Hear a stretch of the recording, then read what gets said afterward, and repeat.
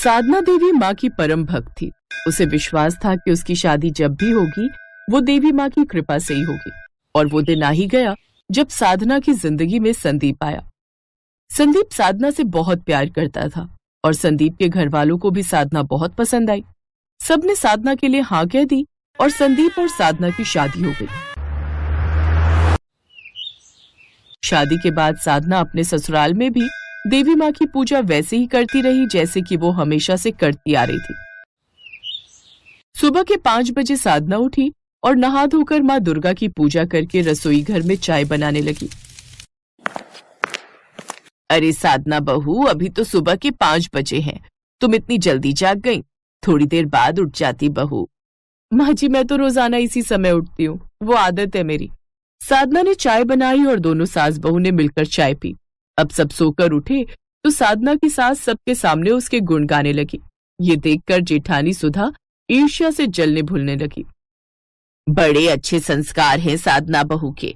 कहाँ पहले मैं सुबह जल्दी उठकर चाय का इंतजार करती थी और आज देखो सुबह के 5 बजे ही गरम गरम अदरक वाली चाय साधना बहू बनाकर ले भी आई। मैं तो हमेशा से ऐसी ही बहू चाहती थी जो सुबह जल्दी उठकर पूजा पाठ करने वाली हो, सबका ख्याल रखने वाली हो। चलो अच्छी बात है, अब तुम्हें सुबह सुबह खुद चाय नहीं बनानी पड़ेगी। साधना बहू जो आ गई है, दोनों सास बहू मिलकर चाय पीना। सुधा बहू, तुम भी सुबह जल्दी उठने की आदत डाल लो, बहुत अच्छी आदत है ये। अच्छा, मैं बोल रही थी सोमवार को कुलगुरु अपने शिष्यों के साथ आ रहे हैं, पूजा का प्रबंध करना है। साधना बहू, हमारे घर के रीति रिवाज के हिसाब से पूजा के लिए प्रसाद की पूड़ियां नई बहू के हाथों से ही बनाई जाती हैं, इसलिए ये तुम्हारी जिम्मेदारी है कि तुम बढ़िया करारी तली हुई पूड़ियां तैयार करो। जी माँ जी, मैं अच्छी पूड़ियां तलने की कोशिश करूंगी। मुझे आशीर्वाद दीजिए कि मैं अपनी जिम्मेदारी अच्छे से निभा सकूं। पापा जी, आप भी मुझे आशीर्वाद दीजिए। मेरे होते हुए तुम अगली प्रशंसा नहीं पा सकोगी। मैं सारे काम बिगाड़ दूंगी। जब से ये इस घर में आई है, जिसको देखो इसी के गुण गा रहा है। सुधा, मैं कब से तुमसे पानी मांग रहा हूँ, क्या सोच रही हो? एक तो तुम हर समय मेरे पीछे पड़े रहते हो, ला रही हो, खुद से 1 गिलास पानी तक नहीं ले सकते। पूजा की तैयारी शुरू हो जाती है। सब लोग कुलगुरु के आने की प्रतीक्षा कर रहे थे। माँ, ये फूल माला और पूजा का सामान ले आया हूँ, और कुछ रह गया हो तो बता देना। सब कुछ आ गया है, बस पूड़ियां तलने का घी तेल मंगाना भूल गई थी, वो भी लाकर रसोई में रख दो। संदीप घी के पैकेट और तेल की बोतल साधना के हाथ में देने लगा। तभी सुधा ने उसे रोक दिया। देवर जी, लाओ, ये घी और तेल मुझे दे दो, मैं रसोई में रख देती हूँ। आप अपने भैया के साथ मिलकर आंगन में दरियां बिछा लो। ठीक है भाभी, आप ये सामान साधना को दे देना। सुधा ने घी और तेल अलमारी में छुपा कर रख दिया। उसने रसोई से भी सारे घी के डिब्बे और बोतलें हटा दी और अपने कमरे में छुपा दी। साधना जब पूजा के प्रसाद के लिए पूड़ियां तलनी शुरू करती है तो उसे तेल घी कुछ दिखाई नहीं देता। साधना बहू, सारा प्रसाद बन चुका है, अब रिवाज के अनुसार पूड़ियां तुम्हें तलनी है। अच्छा, मैं जा रही हूँ, तुम्हारे बाबूजी बुला रहे हैं, लगता है कुलगुरु जी आ गए। तुम जल्दी जल्दी पूड़ियां बना लो। साधना, मैंने घी और तेल सुधा भाभी को दे दिया था, उन्होंने तुम्हें दे दिया ना? हाँ, आया माँ। अच्छा, तो घी और तेल साधना भाभी ने रखा है, मैं भी बेकार में परेशान हो रही थी। सुधा भाभी है कहाँ? वो रही। सुधा भाभी, आपने तेल और घी कहाँ रखा है? रसोई में ही होगा, मुझे क्या पता। बाबूजी बुला रहे, मैं उन्हें फूल दे आऊं। तुम जल्दी जल्दी पूड़ियां बना लो, फिर लेट हो जाएगा। अब क्या करूं, तेल घी कहाँ से लाऊं? सबके सामने जाकर पूछा तो अच्छा नहीं लगेगा। हे माता रानी, हे देवी मैया, मेरी मदद करो। यदि मैंने आपकी सच्चे मन से पूजा की है तो आज मैं आपका नाम लेकर पानी में पूड़ियां तलूंगी। मुझे आप पर विश्वास है कि आप चमत्कार जरूर करोगे। जय माता दी। जितना मर्जी अपनी देवी माँ को याद कर ले, वो तेरी मदद कभी नहीं करेंगी। ऐसे भगवान कभी मदद नहीं करते। ये सब कहने की बातें हैं। वैसे देखती हूँ कि ये पानी में पूड़ियां तलेगी कैसे। साधना माँ दुर्गा को मन ही मन याद करके पूड़ियां पानी में तलने लगती है। देवी माँ चमत्कार करती हैं और पानी की कढ़ाई में पूड़ियां तलनी शुरू हो जाती हैं। साधना की आंखों में खुशी के आंसू थे। वो देवी माँ को धन्यवाद कहकर जल्दी जल्दी गरम गरम पूड़ियां तलकर निकालने लगती है। सुधा हैरान रह जाती है कि ये सब चमत्कार कैसे हो रहा है। साधना सबके लिए पूड़ियां लेकर जाती है। कुलगुरु अपने शिष्यों के साथ भोजन करना प्रारंभ करते हैं। महाराज, ये हमारी नई बहू साधना है, हमारे छोटे बेटे संदीप की पत्नी। आज रीति रिवाज के अनुसार पूड़ियां इसी ने बनाई हैं। अच्छा, कई बार मैंने भोज पर तेल और घी की तली पूड़ियां खाई हैं, पर पानी में तली पूड़ियां पहली बार खा रहा हूं। पानी में तली पूड़ियां महाराज? क्यों बहू, मैं सही कह रहा हूं ना? तुम पर देवी माँ की बहुत कृपा है। आज मुसीबत के समय उन्होंने तुम्हारी मदद की है ना। महाराज जी, आप तो सब कुछ जानते हैं। हाँ, आज अगर देवी माँ चमत्कार ना करती तो मैं आज आप सबके लिए भोजन के लिए पूड़ियां कभी नहीं बना पाती। साधना बहुत अच्छी है। देवी माँ जिसके साथ होती है वो भक्त सदैव सत्य के मार्ग पर चलता है, और देवी माँ भी समय समय पर अपने उस भक्त की रक्षा करती है। इसलिए यहाँ पर उपस्थित सभी लोगों से मेरा निवेदन है कि साधना से किसी भी प्रकार की ईर्ष्या न रखी जाए। इसके गुणों को पहचानो और इससे अपनापन रखो, तभी देवी माँ प्रसन्न होंगी। शोभा बहन, राम प्रसाद, आज तुम्हारे घर का भोजन करके हम बहुत संतुष्ट हुए हैं, बहुत तृप्त हुए हैं। देवी माँ की कृपा आप सब पर बनी रहे। जय माता दी। कुलगुरु जाते जाते सुधा की आंखें खोल गए। उसे अपनी गलती का बहुत पश्चाताप था। मुझे माफ कर दीजिए, मैं ईर्ष्या में आकर बहुत गलत कर रही थी। साधना, मैं कभी भी तुमसे ईर्ष्या नहीं करूंगी। तुमसे तो क्या, मैं किसी से भी ईर्ष्या नहीं करूंगी। ऐसा ही होना चाहिए, कभी भी किसी से ईर्ष्या नहीं रखनी चाहिए। साधना बहू, आज माता रानी ने जो चमत्कार किया है उसे देखकर मन में विचार आ रहा है कि हमें धन्यवाद में उनके नाम का जागरण रखवाना चाहिए, उनके नाम का जयकारा लगवाना चाहिए। माँ जी, ये तो बहुत अच्छा विचार है। चलो अरुण, संदीप, हम सब मिलकर माता रानी के जागरण की तैयारी करते हैं। सब मिलकर माता रानी के नाम का जागरण करते हैं। सुधा अपने व्यवहार को बदलती है और साधना के साथ मिलजुल कर रहने लगती है।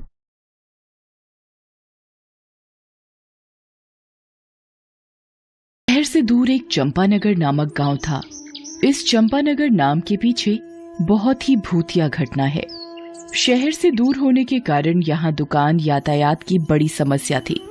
कोई भी जरूरी सामान लेने जाना हो तो सीधा शहर जाना पड़ता था। उसी गांव में चंपा अपनी छोटी बहन चमेली और बाबा के साथ रहती थी। अच्छा बेटा, मैं शहर किसी काम से जा रहा हूँ, कुछ दिनों में वापस आ जाऊंगा। तुम दोनों घर का ख्याल रखना। बाबा, मेरे लिए शहर से चाट पकौड़ी लाना और मेरे लिए समोसे और पानी पूरी। अच्छा अच्छा, लेते आऊंगा। तुम दोनों एक दूसरे का ख्याल रखना, ठीक है? और कुछ जरूरत हो तो रामू चाचा के घर चले जाना है? जी बाबा। अच्छा, मैं चलता हूँ। चंपा और चमेली बाबा को दरवाजे से विदा करते हैं।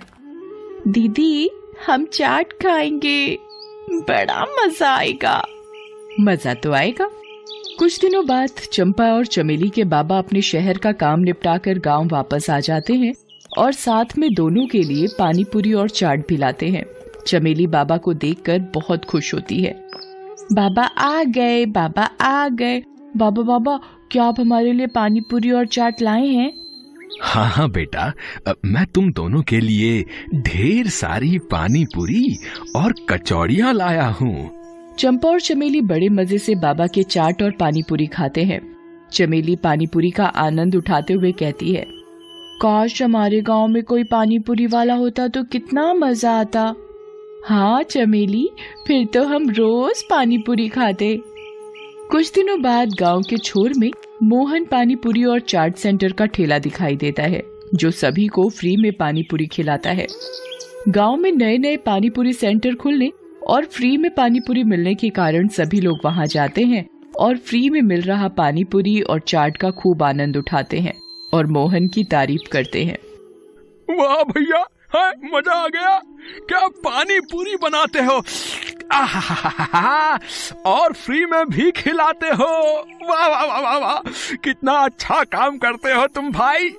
अरे कहाँ, ये सब तो आपकी मेहरबानी है और लोगों का पेट भरना मेरा पेशा। हाँ भैया, बड़ा मजा आ गया।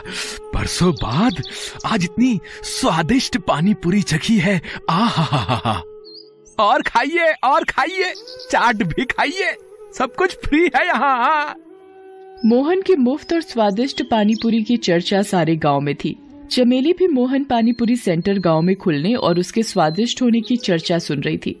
वो दौड़ी दौड़ी बाबा के पास गई। बाबा बाबा, हमारे गांव में एक नया पानी पूरी वाला आया है।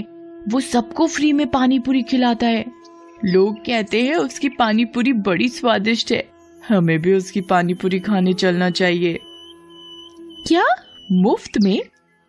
हाँ दीदी, वो सभी को मुफ्त में पानी पूरी और चाट खिलाता है। अरे ये तो गजब हो गया। हम कल ही बात कर रहे थे कि काश गांव में कोई पानी पूरी वाला होता, और आज वो बात सच हो गई। अरे वाह, ये तो बड़ी अच्छी बात है। हम कल ही चलेंगे। जी बाबा। अगले ही दिन से मोहन पानीपुरी सेंटर में भीड़ बढ़ने लगती है। गांव के सभी लोग मोहन की पानीपुरी और चाट चखना चाहते हैं। ठेले के चारों तरफ ग्राहक खड़े पानीपुरी और चाट का आनंद लेते हैं। वाह भैया, मजा आ गया। क्या पानी पूरी बनाते हो, आहा, और फ्री में भी खिलाते हो। वाह वाह वाह वाह वाह, कितना अच्छा काम करते हो तुम भाई। मोहन भाई, मजा आ गया। वाह, खाइए खाइए, खूब खाइए, बच्चों को भी खिलाइए। कितना अजीब जलजीरा है, लगता है पीते रहो पीते रहो। आहा, शुक्रिया शुक्रिया, और लीजिए। वाह, मोहन काका जैसी पानी पूरी कभी नहीं खाई।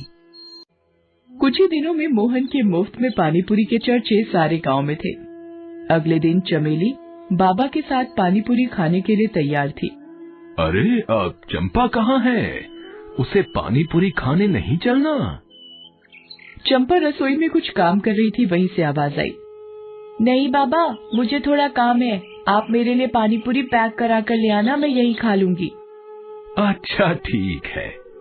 अच्छा ठीक है दीदी, मैं ले आऊंगी। दोनों पानीपुरी खाने चल देते हैं। वहां पहुंचने पर उन्हें पता चला कि वहां काफी भीड़ है। बहुत से लोग पानीपुरी खा रहे हैं, जिसे देख बाबा और चमेली बहुत प्रसन्न हुए। दोनों मोहन के पास गए। मोहन, अब तुम्हारी पानी पूरी और चाट के बारे में बहुत चर्चे सुने हैं। जरा हमें भी चखाओ, हम भी तो देखें तुम्हारी पानी पूरी कैसी है। चमेली बड़ी खुश थी। अरे आइए आइए, आओ बेटा आओ, ये लो खाओ, खूब खाओ और मजे करो। हैं, सब फ्री में है, पेट भर के खाओ, ये लो। बाबा और चमेली दोनों पानीपुरी खाते हैं और उसके स्वाद में खो जाते हैं। वाह मोहन वाह, जैसा सुना बिल्कुल वैसा ही पाया। आहा, कितनी स्वादिष्ट पानी पूरी है। वाह, मजा ही आ गया। वाह मोहन काका, मजा आ गया। लोग सच कहते हैं, इतनी स्वादिष्ट पानीपुरी तो आज तक न खाई थी। थोड़ा जलजीरा और मिलेगा? हाँ, क्यों नहीं, ये लो और खाओ, लो।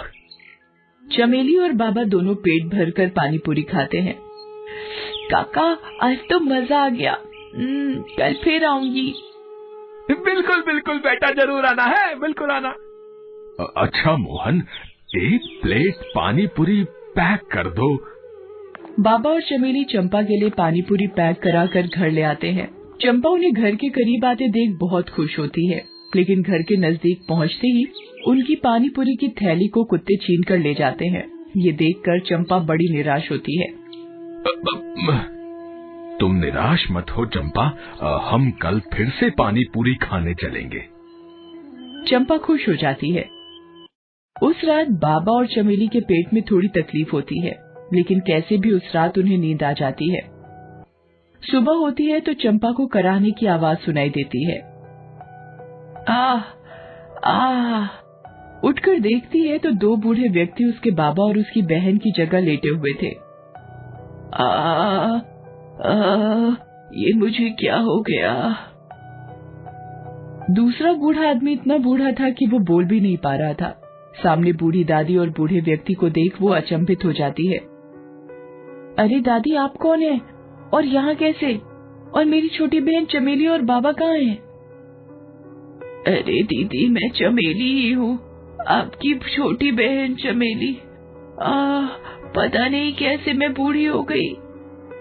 चमेली, तुम इतनी बूढ़ी कैसे हो गई?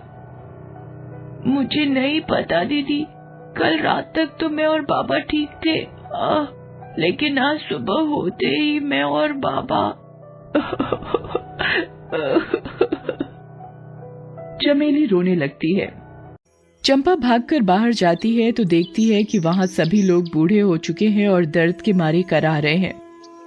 हर तरफ चीखें और पुकार थी। चंपा दौड़कर रामू चाचा के घर जाती है। वो भी बूढ़े हो चुके थे। रामू चाचा आप कहाँ हैं? खटिया में पड़े रामू चाचा की आवाज सुनाई दी। बेटा, मैं यहाँ हूँ। तुम ठीक हो? हाँ मैं तो ठीक हूँ रामू चाचा, पर ये सब क्या हो रहा है? सभी लोग बूढ़े कैसे हो गए? पता नहीं बेटा, कल तक तो सब बढ़िया था। जब से मोहन पानी पूरी और चाट सेंटर की पानी पूरी खाई है, तब से पेट कुछ खराब रहने लगा। और आज सुबह उठा तो पूरा गांव बूढ़ा हो चुका था, और मैं भी। चंपा को लगा जरूर इसमें मोहन पानीपुरी वाले का ही हाथ है, वरना कोई चाट और पानीपुरी फ्री में क्यों खिलाता। रात होने पर चंपा छुपकर मोहन के ठेले के पास जाती है तो वहां मोहन दिखाई देता है। वो जोर जोर से हंस रहा था। ये पानी पूरी नहीं, मेरे रसायन का कमाल था। अब मैं कभी बूढ़ा नहीं होऊंगा। चंपा चुपके चुपके ये सब देख और सुन रही होती है। अच्छा तो ये बात है। मोहन खुशी में इतना पागल हो गया कि उसका रसायन का डिब्बा उसके ठेले से नीचे गिर गया, मगर उसने ध्यान नहीं दिया और वो अपना ठेला लेकर वहां से चला गया।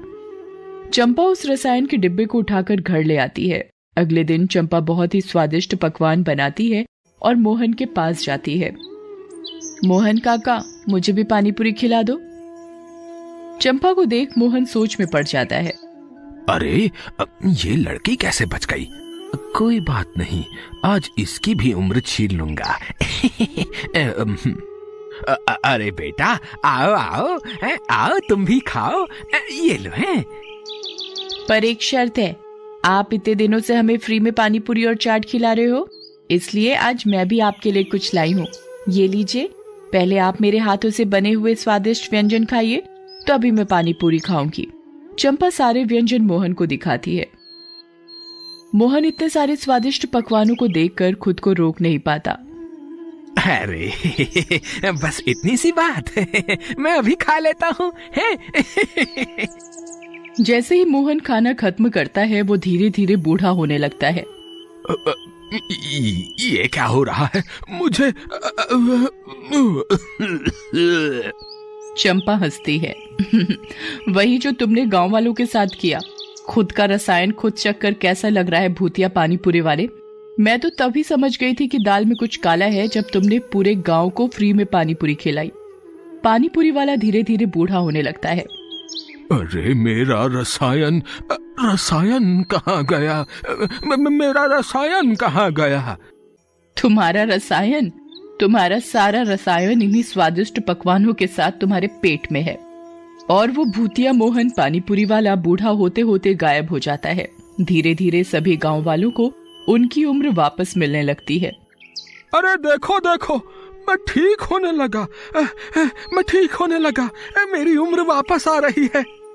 चमेली और उसके बाबा भी अपनी असली उम्र में वापस आ जाते हैं। चंपा की ये बहादुरी देख सभी गांव वाले उसकी तारीफ करते हैं। चंपा, तुमने अकेले ही हम सबकी जान बचा ली। तुमने कमाल कर दिया। नहीं रामू चाचा, ये सब आपकी देखरेख का ही कमाल है कि मैं जल्दी ठीक हो पाई और उस भूतिया पानीपुरी वाले को सबक सिखा पाई। वाह चंपा बेटा, तुम्हारी चतुराई और बहादुरी से आज सारा गांव बच गया। मुझे तुम पर गर्व है बेटा। तब से सारे गांव वालों ने गांव का नाम चंपानगर रख दिया।